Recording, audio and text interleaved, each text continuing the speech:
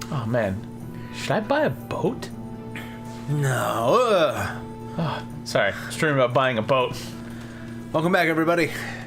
Ah, Who's texting me in the middle of the fucking afternoon? is it me? Am I doing it? Middle of the evening? It's actually night now. Is it really?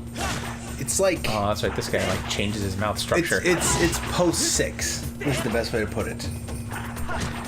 But yeah. So, Steve and I were talking about weird artsy-fartsy movies that are like pretentious and like, oh god, this guy is crazy hard to fight. Like, Well, when they swapped the mouth, so Tom and I were kind of talking. Something I remembered before, like earlier when we were having the kind of difficulty in the lag. This game itself just has like some level of latency. Like you can't just swing the remote as fast as you would. The game doesn't quite keep up with that. So, but the mobs change so that you want to react as quick as that, but you can't. Oh, he's going to teach us about the block thing I was talking about last time. oh. So he's going to be like, hey, there's some fucking weird blocks. So I don't know what to do. Something like poke it with their stick. One of the things the goddess would say, they left behind for the hero of legend. Pretty amazing, right? I mean, the goddess left these blocks here. I mean, how did she make such intricate blocks? With Goddess giant cubes. Goddess hands. Could you imagine? Huh. Hold on. I need a sneeze. Don't do it. Don't do it. Don't do it. Don't do it. Don't do it. That's the worst, by the way, is when you have to sneeze and then you don't. Yeah. And like you're what? Do we want to try to crack the mystery of this cube? No. Yeah, sure. No. No, it's too late. I told him he can hang out. Ugh. No, he's cool. So He's cool, man. imagine being a being of infinite power. Right. Nothing and everything is easy for you. Nothing Okay. and everything is easy. Is that right? I don't know. Everything is easy for you. Right. Yeah. Is the way to put it. Bye, box. Imagine taking a box like this, a creation of infinite, ability like that you just fucking did, and like crafting a material that cannot be penetrated by anybody else. And then basically for you, it's like molding clay. You're just like, intricate designs. I just kind of rub my thumb over it and it's perfectly fine. Like, why even do that? Like, why put the time and effort as a god, which you or a goddess, Yeah. who has unlimited amounts of power and her time is like insanely valuable. Like, imagine just sitting there and being like, you know what? I'm gonna make a box for the hero of time.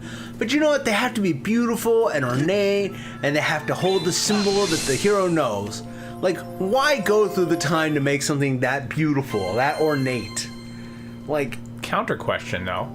If If you're a god, is it actually a lot of time and effort, or can you just be like, boop, it's done? Look how ornate and cool it is, because I'm a god. that's a good point. I really can't argue that. See, this is the problem. There's no definitive. So you have to define the power of the god. There's no definitive level or power structure. Wait, what? However, I have to the presence of numerous ones. Are you sure you want to proceed? Yes. Yeah. Fuck yeah, I want to. That's why. And I came she's up like, here. okay, I will re-explain everything that you've learned up till now. Let me explain to you. How to save again. This is a save point. Oh no. We jinxed ourselves. She's actually telling us how to return back to the sky now. Oh. Yep. Shield, got it. Okay. Yeah, I guess that's true. You have to define what the power structure of the being in question is. Do we want to go and get a shield off screen?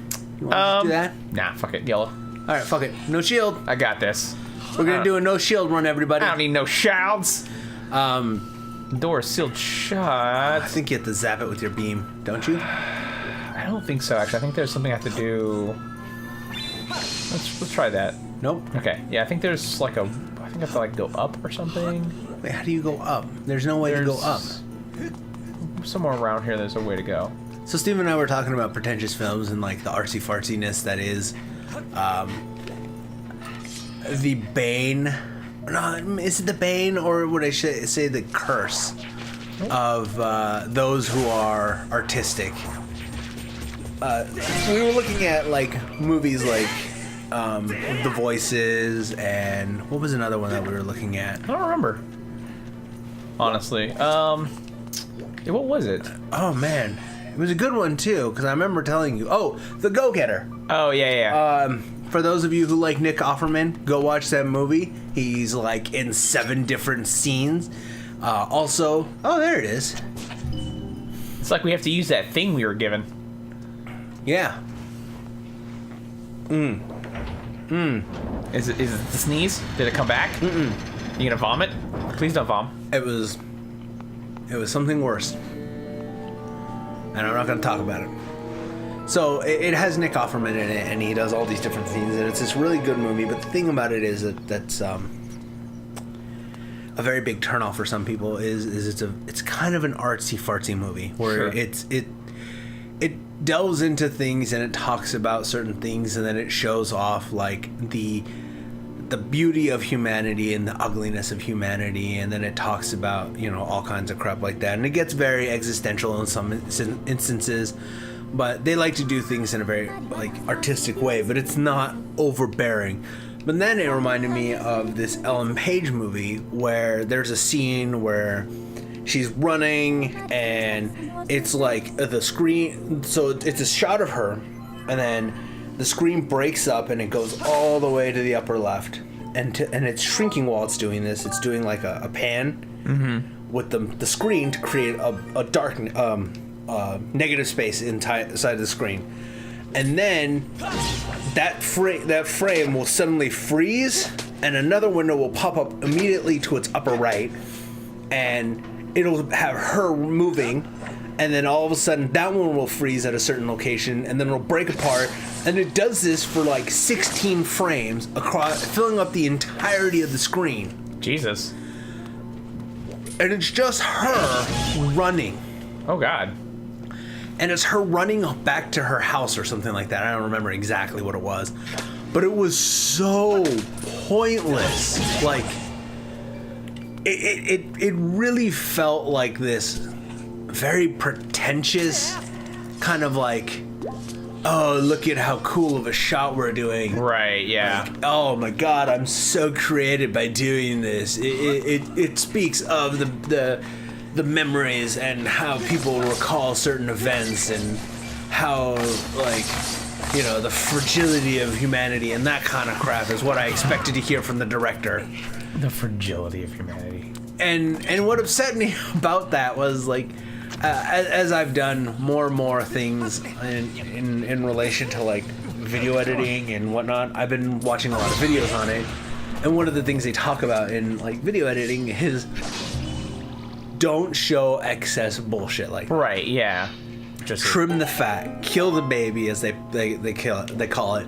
just kill a the lesson baby. this game definitely could have learned. Yes, trimming the fat is Yeah. definitely it. And like, you don't need it. There's no point to it. Like, there are some instances in this game where it's just kind of like, really, do we need this? Do we need all these extra? I don't think he's supposed to. He doesn't look. What? Do I have to like hide from him? I don't know. Can I shoot this down? Is that what I'm supposed to do? No. I think you get the hook shot later. No, I don't get. I know what I get in this dungeon. Okay. I immediately remember. But Why does it need that then? Why does it hide that from you like What? that? Why does it put that thing up there when you can't get it down? Oh, you're supposed to roll into it. What? I don't know. I don't think I'm rolling for this. Let me try it. Oh, yeah, okay, cool, it worked. What does it mean? I don't know. Do you have to summon Fee for? Oh, I remember this. oh yeah, it watches the sword. You're Yeah, supposed to make it dizzy. yeah. That's Get dizzy, it. motherfucker. Yeah, you're dizzy. God. What a silly thing. But it's that's clever. I like that. Yeah. But yeah, like there's certain things where it's like, you trim the fat, and like one of the things too is like, don't get too convoluted. Don't get too artsy fartsy with like your work as like a film director, or as like oh boy, how do you get that off? Ouch. Oh, that sucked. That's all right. I didn't do too much damage. And like those kind of movies always bug me because like they feel like they're trying to be too smart, you know? Right. Yeah. Yeah. That's So, a good example of like what really bothers me is like when the director and whatnot, or whoever, the creator of the product, expects. Hello, weird spiders. Expects their audience to not get or understand what it is that they're doing. Mm-hmm. And a good example of that is the original Watchmen comic book. Did you ever actually read the comic book? I tried desperately to read that thing, and I could not do it. It felt... How do I put this? It felt like Frank Miller was talking down to you the whole time. It wasn't Frank Miller. It was... Wasn't it Frank Miller? No, it was Alan Moore. Oh, that's right. Alan Moore. Yeah, he felt like he was talking Yes. down to you the whole time you were reading the book. Yeah. And, like, there's even, like, there's a side plot in the book. It's not even a plot, but there's, like, there's a story within the story. And it's this kid, and he's reading a bunch of comic books. Or he's reading a comic book about these pirates and whatnot. And ultimately, the story of the pirates in the comic book is the story of what's happening in the book itself. So it's very much a scenario of like Alan Moore's like, oh, I don't expect my audience to understand the glorious things that I've written, so I'm going to put a second story in here so that it can further reinforce this concept.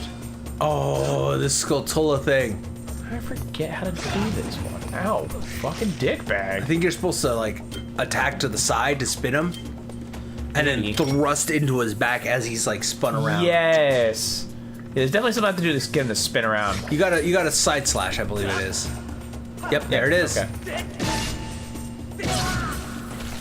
I remember this being a bitch because the Wii Motion Plus was as accurate as it was trying to be.